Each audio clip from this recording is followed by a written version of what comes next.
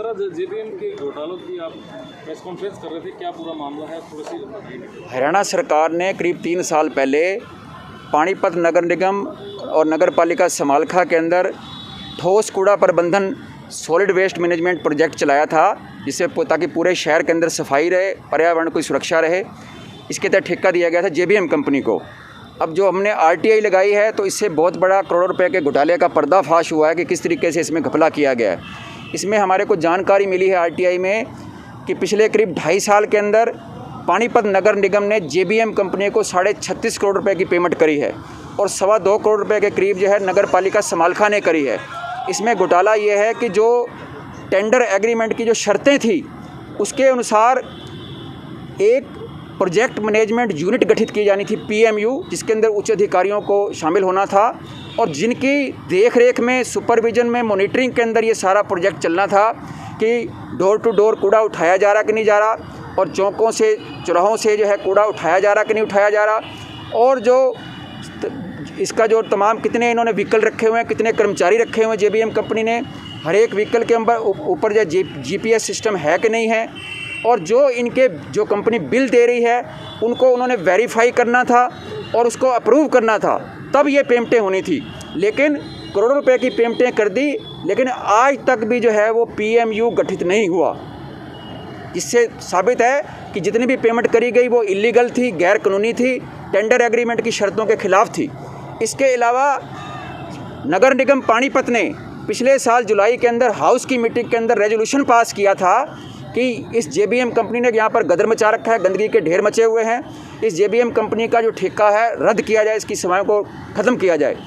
उस हाउस के रेजोल्यूशन को कमिश्नर नगर निगम ने डायरेक्टर अर्बन लोकल बॉडी के पास भेजा था कार्रवाई करने के लिए।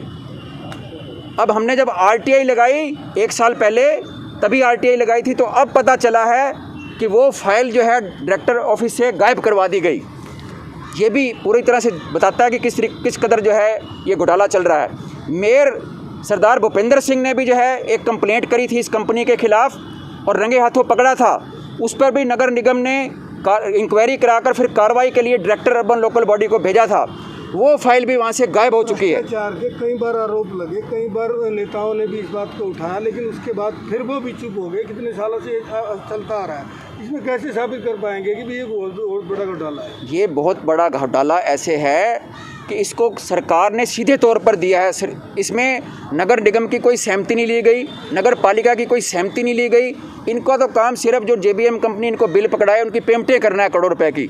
जो काम पहले लाखों में होता था आज वो करोड़ों में होता है। और ये ठेका भी 22 साल की लंबी अवधि के लिए दिया गया है। क्या कोई ठेके 22 साल के लिए होते हैं? ये तो मतलब कि सारी ज़िंदगी का ठेका दे दिया इसको लूट के लिए जाए। ठेका 2 साल का, 5 साल का होता है, 22 साल का ठेका दे दिया ये भी आरटीआई। हर फैमिली से 30 रुपये पर मंथ भी लिया जा रहा है, तो क्या वो उससे अलग हो रहेगा?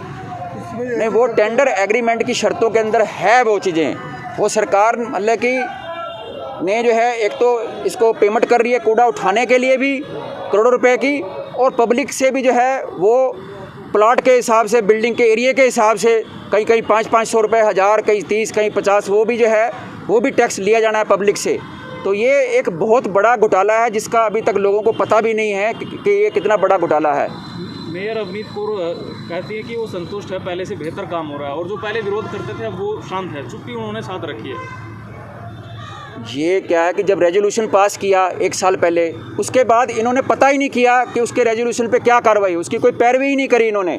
तो मेयर साहब जवाब दें पब्लिक को कि जब आपने रेजोल्यूशन पास किया था उसकी पैरवी क्यों नहीं करी।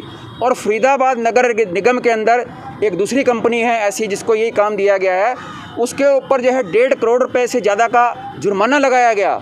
ये हमें आरटीआई से सूचनाएँ मिली हैं। लेकिन पानीपत के अंदर जहाँ इतनी बुरी हालत है, जहाँ हाउस ने खुद रेजोल्यूशन पास किया इसके खिलाफ टेंडर कैंसिल करने का, तो मैडम अवनीत कौर जो मेयर साहिबा हैं और यहाँ के जो कमिश्नर साहब हैं वो पब्लिक को जवाब दें कि ये जो रेजोल्यूशन पास किए गए या अखबारों में बयानबाजी करी गई वो पब्लिक के गुस्से को शांत करने के लिए या कोई और सेटिंग करने के लिए दिए गए थे या कोई कार्रवाई करने के लिए, और बताएं कि आज तक 1 रुपये का जुर्माना क्यों नहीं लगाया इस कंपनी के खिलाफ। अधिकारी और कंपनी के नेक्सस बगैर ये चल नहीं सकता, तो क्या ये सभी भ्रष्टाचार में डूबे हुए हैं? ये बिल्कुल पानीपत जो आज के टाइम में गढ़ बन चुका है, यहाँ सारे मेयर बीजेपी से हैं, एमएलए सांसद वो बीजेपी से हैं, 99% जो पार्षद हैं नगर पार्षद वो बीजेपी से हैं। ये पूरी तरह जो मतलब कि कांग्रेस के टाइम में घपले घोटाले धांधलियाँ होती थी, उनसे भी जो है इन्होंने सारे रिकॉर्ड तोड़ दिए हैं। बेखटके बेखौफ जो है यहाँ पर ये घपले घोटाले कर रहे हैं। सर मेयर ने 2 लाख रुपए का जुर्माना लगाया था जो आज तक पास नहीं हुआ, इस पे आप क्या करेंगे?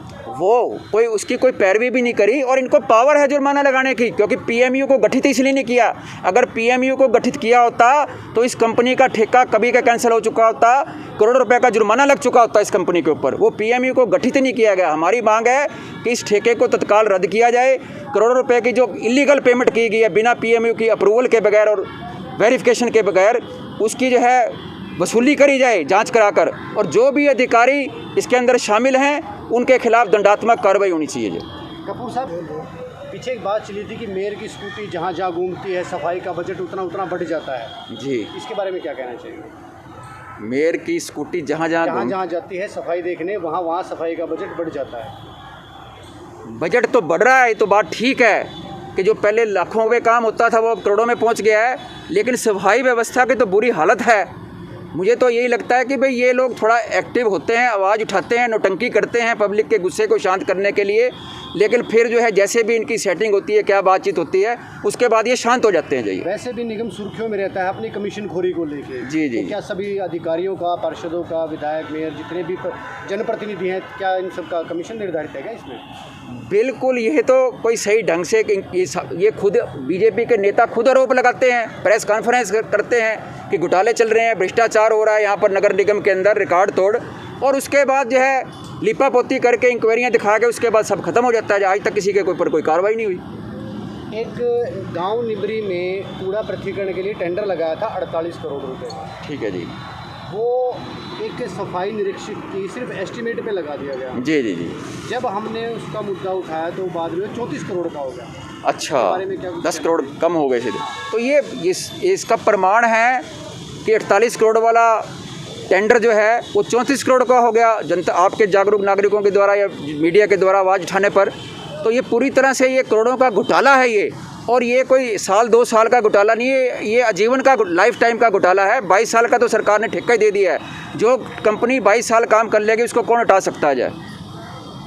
तो ये पूरा महा घोटाला है जो ऊपर से राजनीतिक संरक्षण से चल रहा है यहाँ पर जो है। इसमें सब नीचे के नेता भी, छुटभैया नेता भी और बड़े नेता सब अपना हाथ धोने लग रहे हैं, कमाने लग रहे हैं।